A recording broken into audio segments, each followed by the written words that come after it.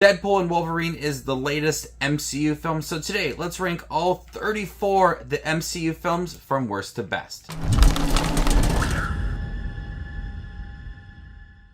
Hey everybody, my name's Justin here. I try to watch everything that hits theaters and on streaming services. If you guys are like me, go ahead and hit that subscribe button down below and click that notification for more up and coming content. Leave your list down below. How would you rank all 34 of the MCU films from worst to best? Coming in last place, Thor: The Dark World. This is a very inconsistent film as it has one of the worst villains in the MCU. There's really no dramatic sense to it. It has a much more darker feel compared to the previous Thor film, but they really don't do much with that tone. It's wasted storyline. There's wasted development for Thor and Jane. There's not much to kind of root for. There's a lot of lackluster action in here. I did appreciate a little more of Loki, but he couldn't even save this film. Coming in at number 33, Iron Man 2. This was a huge downstep from Iron Man. The first film, much more grounded and felt more personal to Tony Stark. I like having War Machine in here, but there's not enough development for Tony Stark. Where first and third film had a lot of personal touches to it, but with the second film, they missed the mark on developing Tony Stark and what he is struggling with. They tried to have a lot of comedy in here that does not land. They wasted the villain of Whiplash, and for the most part, Iron Man 2, it's a forgettable sequel with not a lot of action compared to that first film, and nothing really entertaining about it. Coming at number 32, The Eternals. I know there is a big crowd of people who love The Eternals, but this film's just not for me. This film takes on way too many characters, tries to have a lot of storyline.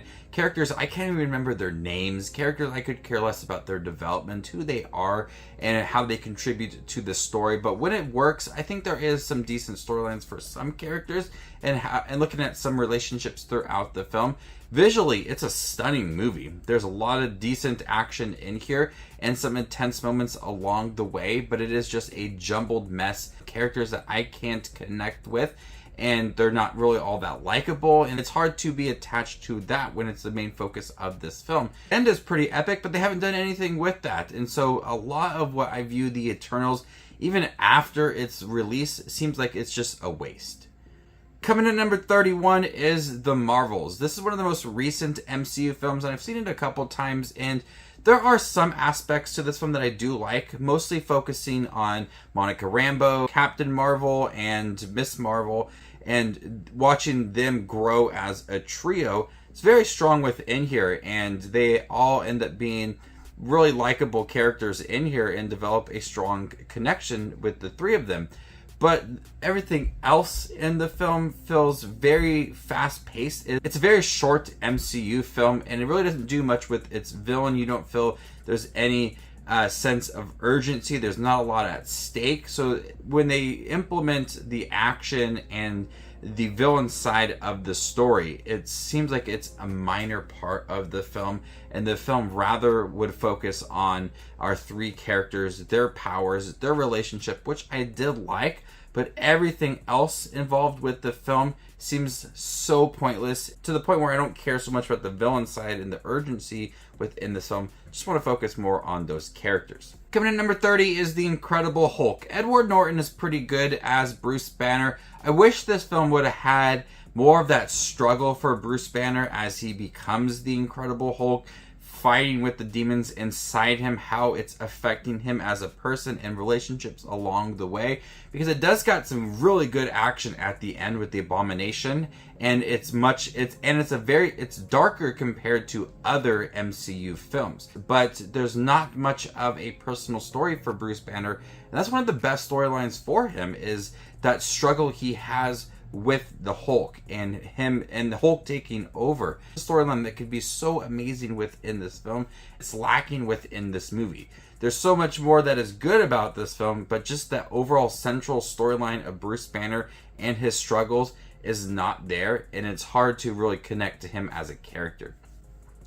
Coming in number 29 is Thor. I like half of this movie. When he's on Asgard, that is really interesting stuff with his relationship with his brother Loki and his father, and the visuals. It looks really good. And he's a hothead, and he has this really big personality, and when he gets sent down to Earth, that is where the film halts for me, and I no longer care about it. All of the human characters that he interacts with, they don't add much to the film. The jokes feel a little bit cringy at times. So half of the film, I think, was developed nicely, looking at the mythology and lore within Asgard and relationships and routines. All of that was really entertaining to me. And then the second part of the film just rips that away and doesn't really do anything else to develop that first half of the movie. So if they would have had just more of the storyline on Asgard for Thor and Loki, that would have been really good, because you rip that away and I no longer care about the storyline for Thor. Coming in number 28, Ant-Man and the Wasp, Quantumania. This film, I didn't realize how many people actually hate this movie. When I first saw it at a press screening, I thought it was really good. I liked it. And I watched it again. I thought, it's okay. It's all right. It's not the best thing ever. Jonathan Majors as Kang, easily for me, is the best part of this movie. He's really intimidating. But with his time in Quantumania, it worked. Everything else seems way too gimmicky. They try to have a serious tone surrounding Kang, and the more playful aspect to it with Ant-Man and his daughter and MODOK, that really just throws off the overall vibe of this movie, because the whole introduction of Kang and the dialogue from him, it's really sinister. And then you have all this other stuff in here that does not really gel with this movie. There's so many jokes that don't land, so many interactions that they're just not taking it too seriously.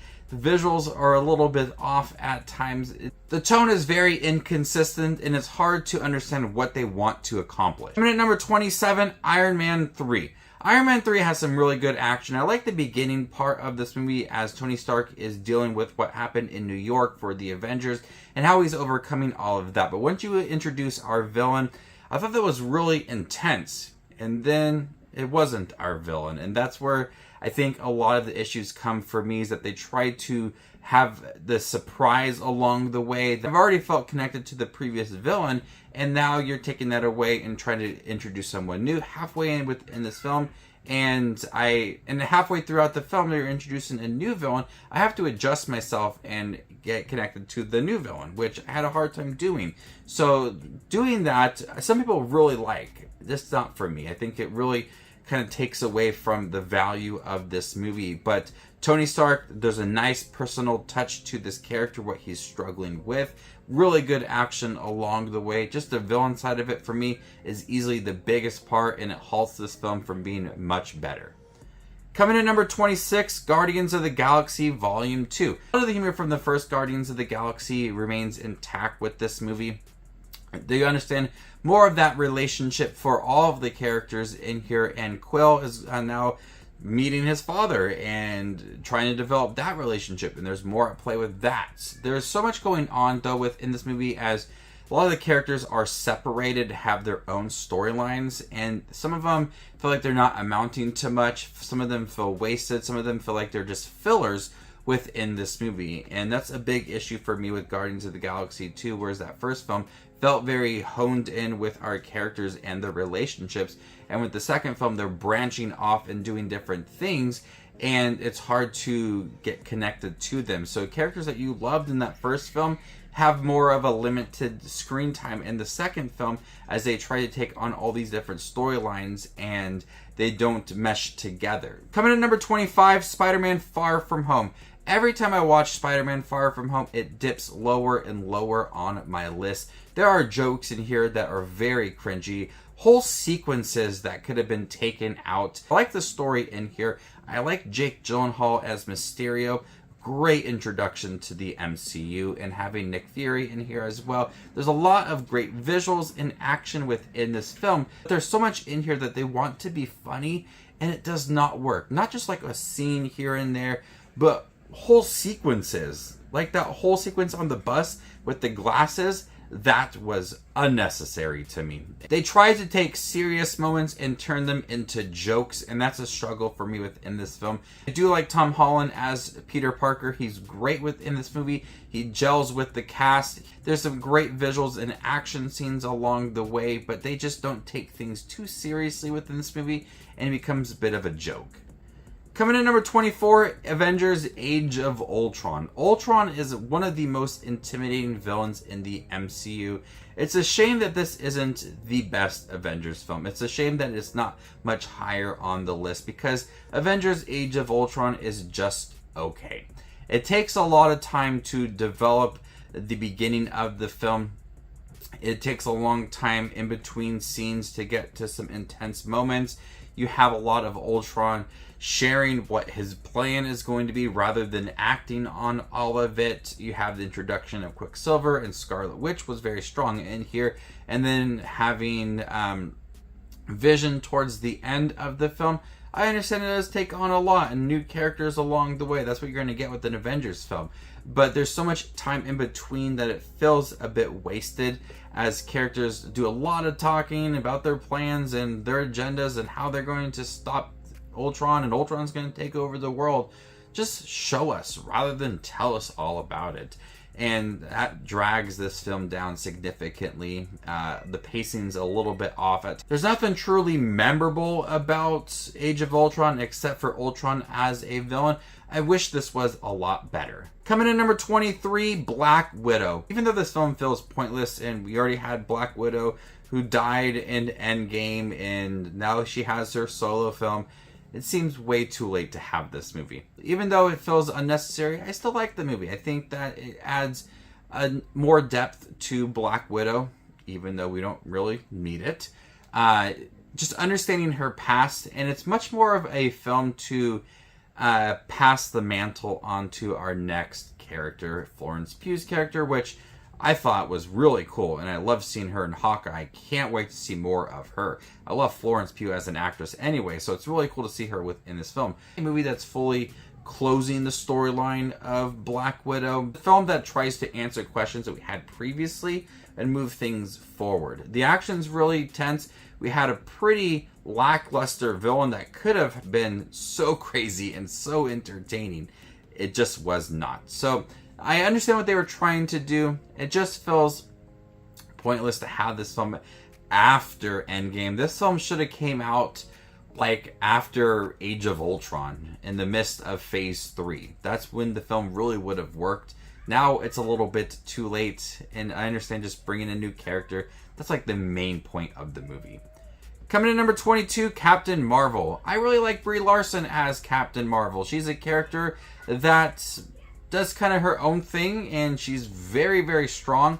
I wish she would have been more involved with the Avengers, especially when it comes to Infinity War and Endgame. It's a character that I think as the movie progresses, she has like this chip on her shoulder, and she realizes that she is very strong and she doesn't need to be a part of a team, and she can just join in whenever she wants. I think they really could have done things a little bit differently for Captain Marvel, more so in like Infinity War and Endgame. But I understand like coming in when you absolutely need her, like the last resort for having her come in and saving the world. So I think with this first film, there's a great mystery behind her character. She doesn't know exactly what had happened to her past, and we have to understand that. A different time period, which is different from the MCU. A younger Nick Fury, which was really cool to see, and how he interacted with Captain Marvel. Goose was easily like the best thing about this movie. The visuals are stunning within this film. There's enough development for Captain Marvel as a character. I just wish they would have handled things a little bit differently for her. Integrate her a little maybe earlier on in the MCU so she could play a more bigger part in Infinity War and Endgame, because I do like the movie. It's pretty good. I wish the second film was as good as this movie. I'm not sure what the future holds for Captain Marvel. Coming in number 21, Ant-Man and the Wasp. Ant-Man and the Wasp is fine. It's got enough fun action. It's got a pretty interesting villain, Ghost, that has a purpose within this film, and you really understand her storyline and kind of root for her as she's struggling with her health. And so you have a villain that doesn't have like a big agenda. It's more so for her. More focus on Wasp this time around. She works well alongside Scott Lang, and they have a really good relationship. They utilize their powers nicely within this film, going from being big to small, back and forth. That provides a lot of entertaining moments. It doesn't feel repetitive when it comes to that action. Scott Lang learns about being more of a hero within this film after Captain America Civil War. It's a new sense of responsibility as he's done with the effects of Civil War and wants to help out his daughter. He tries to be more responsible, and it's a nice development for this character alongside Wasp, and they just have a really good relationship. Entertaining moments. It's okay. Not the best thing ever, but it's fun. Coming in number 20, Doctor Strange. Doctor Strange's storyline feels very reminiscent of Iron Man, Tony Stark. They feel like the same kind of person, honestly. They both have a big personality. They're a bit cocky at times. They're very confident within themselves. And then something happens to them and they have a change of course and be a hero. And that's pretty much the storyline for Doctor Strange. So at times it feels a little bit familiar and more of a typical origin story for the character, but I really like Benedict Cumberbatch as Doctor Strange. There's a lot of stunning visuals within this film. It looks really, really good, and there's enough development for him understanding his powers, how he becomes stronger with them, and just watching him grow naturally. So that's really good within this film. Just unfortunately, like I said, it feels a little bit familiar and a little bit predictable and repetitive at times. A bit generic when it comes to kind of some progression, character challenges along the way. But I like the film. Coming in number 19, Thor, Love and Thunder. This is another toss-up for me. At times, it feels like Ant-Man and the Wasp, Quantumania, where you have a really sinister villain played by Christian Bale.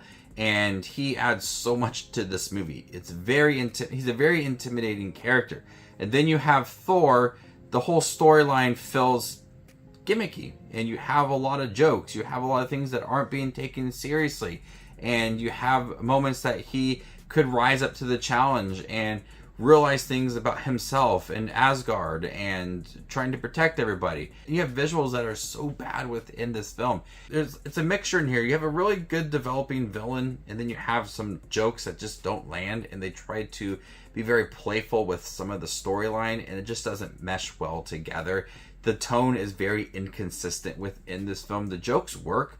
I think there are some really hilarious moments in here, and at times there are some cringy moments, and at times it's a bit of a stretch and a little bit too much Taika Waititi humor, but there is enough in here to kind of move the character forward as well and understand Christian Bale as a villain, what he was struggling with in the beginning of this film. So it's got some good moments, it's got some bad moments, but it just kind of sits in the middle of this list. Coming in number 18, Doctor Strange in the Multiverse of Madness. I expected more madness. I expected more traveling through the multiverse, stopping and looking at more variants, like the variants that we did get, and we had John Krasinski and Professor X. That was really cool. I was expecting that within this movie. But those cameos were very wasted. I think they could have utilized that multiverse just a little more within this film and stopping at different points in the multiverse to see how mad it could be. Looking at different multiverses and seeing how crazy they could be to our timeline that we currently know. And so I expected more from Sam Raimi when it came to the madness, because there are some moments in here that kind of give it this little horror vibe to it at the end of this movie, and that's where like the madness comes forth. It's got to trek through a lot of stuff to get to that point. Coming in number 17, Black Panther, Wakanda Forever. This was a film that they had a hard challenge. The unfortunate passing of Chadwick Boseman. You continue the Black Panther franchise, what could you do with it? And I think they did the best thing possible by honoring the legacy of Chadwick Boseman and having a character take on the mantle of Black Panther and introduce Namor and more of the struggles with Wakanda and more like a political approach to it. The characters had to rise up to the challenge, and you could really feel that honest personal emotion to this film. Or the characters within this film are dealing with the loss of Black Panther within this movie, and you feel all that raw emotion within this film, and it's very emotional and one of the hardest MCU films to watch. Coming in number 16, Shang-Chi and the Legend of the Ten Rings. I love the hyper action in here. It's really intense, and there's a lot of likable characters. Awkwafina is a lot of fun in here. At times she along for the journey a little bit too much, but for the most part, it's got a really likable cast in here and some fun action. I'm still waiting for any kind of like solid update on a second Shang-Chi film because it's been way too long, and at the time that we get another one, like, what's the point of this character anymore? But for this first film, I like the character. I like understanding his past and what he's struggled with and how it's contributing to the present. A lot of fun action in here, utilizing the 10 rings and some really and a lot of great choreographed action in here. Some minor characters I really honestly could have done without. They added for some really weak comedy in here, but for the most part, it's a really likable movie and something different in the MCU, not your kind of same style of character. It's a really fun movie, and I just can't wait for a second film. Coming in number 15, Ant-Man. Paul Rudd was a perfect pick for Scott Lang. He's able to bring a comedic side to this character, really lighten up some of the tone throughout this movie. I really like the heist aspect to it.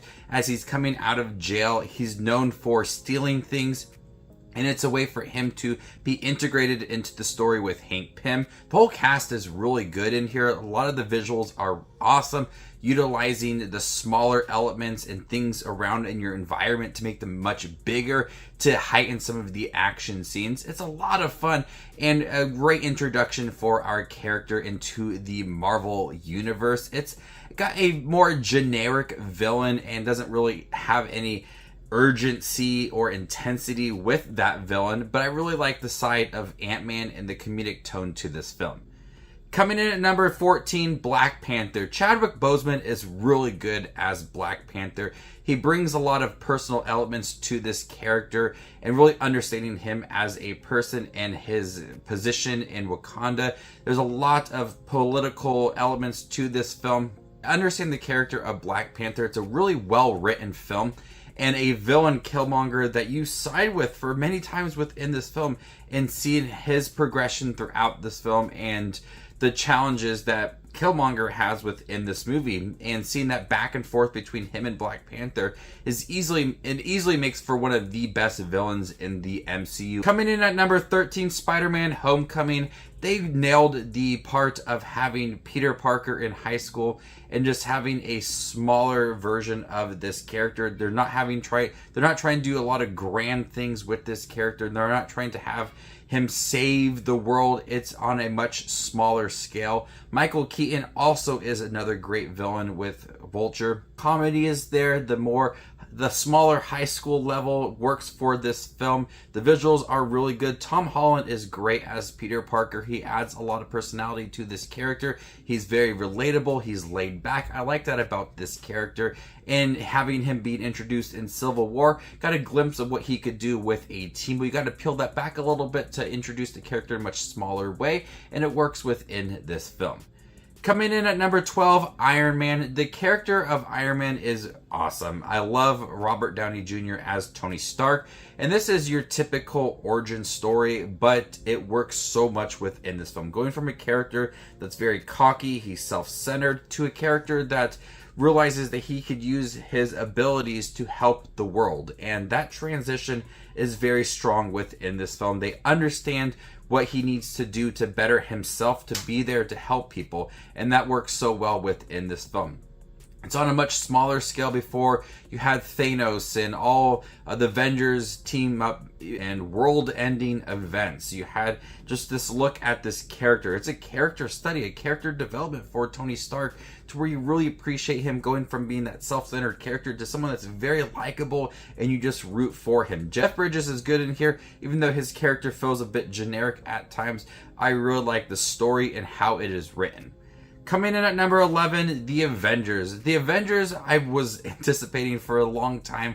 When I saw it in theaters, it was like one of the most hyped events for me. Seeing Captain America, Hulk, Iron Man, Thor, Black Widow, Hawkeye all team up together against Loki. It feels like a comic book movie. It's more lighthearted in tone compared to other Avengers films, but it's got a lot of great action. You have the characters that don't get along. They have to understand their dynamics. You have to understand what works, what does not work. And that's thought out throughout this movie, as you have Iron Man and Captain America fight, and then you got Thor in the middle of it all. And then you got Hawkeye and Black Widow and Hulk all thrown into the mix. You have to overcome their personal issues to work together to stop Loki. And that's a big part of this film, as you see that progression at the end as they take down Loki. You realize this is the moment that they are a team. This is the moment where they've been building up for, and this is a great payoff at the end. Coming in at number 10, Guardians of the Galaxy. They were able to take a group of characters that I really didn't know much about and just made me love them. It's very similar to the Avengers, where you have these characters that hate each other, they can't get along, and then you have progression for them to where you realize that they work well as a team. And still, even in Guardians of the Galaxy 2 and 3, that there were moments where they butt heads with each other. But the comedy is there. It's a very funny MCU film, as these characters like to crack jokes. They don't take things very seriously. A lot of these characters are very similar with their personality, and they have a hard time getting along. But it does add for a lot of humor in here, especially from Chris Pratt as Star-Lord, and him using dance battles to try to distract villains. There's a lot of moments in here where you feel that action, you feel the intensity throughout this film, but also that comedy plays very well within this film. Coming in at number 9, Thor Ragnarok. After 2 Thor movies I just not really care about, they took things in a different direction with Taika Waititi and brought one of the coolest MCU films and one of the best Thor movies and the best Thor movie. You still have some intensity behind this film. Hela as a villain. You got that personal side to it, being Thor and Loki's sister. And then you have the comedy from Taika Waititi that was so strong within this film. And even though Thor Love and Thunder kind of was overplayed with that a little bit, this film had that nice balance to it, where the jokes didn't feel like they were overpowering the film. They had a nice flow to it. I laughed constantly throughout this film, but you got a nice bright style to this movie. I love seeing Hulk return in here. There's a lot of great action for this movie. And then that villain, Cate Blanchett, she is amazing in here. She is very intimidating and adds a lot of urgency within this film. She's able to accomplish a lot within this film, and it just adds to the threat within this movie. So Thor Ragnarok, I love Taika Waititi's flair to this movie. The comedy worked. Having Thor and Loki understand each other a little more within this film started to transition Loki into more of like that hero in the MCU. And coming in number 8, Captain America, the First Avenger. This is much lower on a lot of people's lists, and I understand why. It takes a long time to get to the action. At times it feels a bit jokey with some of the montages of him, but I really love the style to this movie. I love the era that it takes place. I love what Captain America stands for, going from that really scrawny kid in the beginning of the film and gaining his powers and really standing up for America and fighting against our villain Red Skull. It's a character that I love his morals. I love what he stands for, and that's a big part of this movie. Paired that with some really good action, some gritty moments along the way. You have a really unique MCU film, and I will stand by Captain America, the First Avenger forever. This is one of my favorite MCU films. I love the style. I love Chris Evans as Captain America, Steve Rogers, and just the end of the film. It gets emotional, and I love what he stands for and how it plays a huge role within this movie. Coming in number 7, Guardians of the Galaxy Volume 3. Took all the characters that I loved throughout this film and gave us a very emotional ending for them. If we do a Guardians of the Galaxy 4, you understand that the group's going to be different.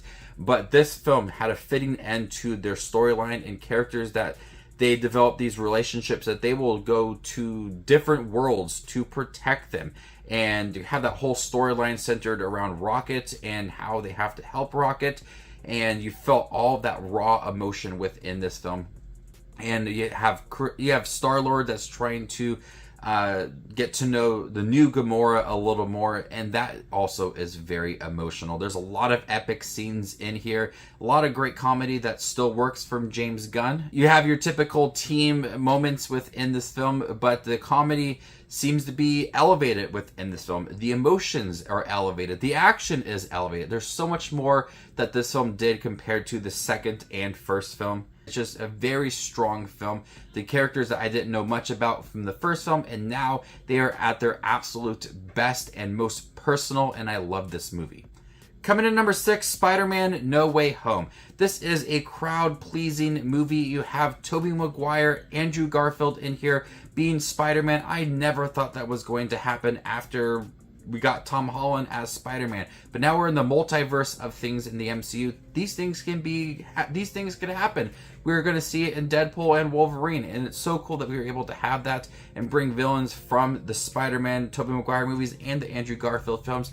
They did it in a way that didn't feel gimmicky. It had a lot of fan service to it, but all of that felt like it served a purpose within this film, and a huge challenge for Tom Holland, where those first two films, he was in high school, he was on a field trip, and now he's got bigger moments in here, and it really challenges this character. You have moments that challenge Spider-Man and how he's able to look at the current situation that he's in, and what can he do to protect himself and other people, or can he let his emotions get the better of him? A huge attribute to Spider-Man and Peter Parker, and how he's able to be that friendly neighborhood Spider-Man. So there's a lot of moments in here that I absolutely love. I cheered it on. I couldn't believe we actually got it. It's some of the coolest moments in the MCU. Coming in number 5, Deadpool and Wolverine. This is the coolest MCU film. I love Ryan Reynolds and Hugh Jackman within this film. Dynamite chemistry within this film, and their friendship outside of the MCU really helped this movie. There's so many cool moments, a lot of cameos that paid off. They felt earned. They weren't wasted cameos. You have a lot of emotion too for Wolverine, as he's a different variant. He is someone that let down his team. There are regrets that he has to overcome all of that and be the Wolverine that we know in the comics, the animated show, all of the movies, how he's able to help out his team. There's also a lot of moments for Wade Wilson, as he realizes what's most important to him is that his family and friends, and he has to protect them as well. Cassandra Nova adds a lot of intensity to this film. The jokes are there, a lot of breaking that fourth wall. It's very vulgar. There's a lot of action, a lot of blood. It is a very fun film, and everything I wanted for a Deadpool and Wolverine team up, and having a lot of cameos that paid off, and I can't wait to see what they do moving forward in the MCU.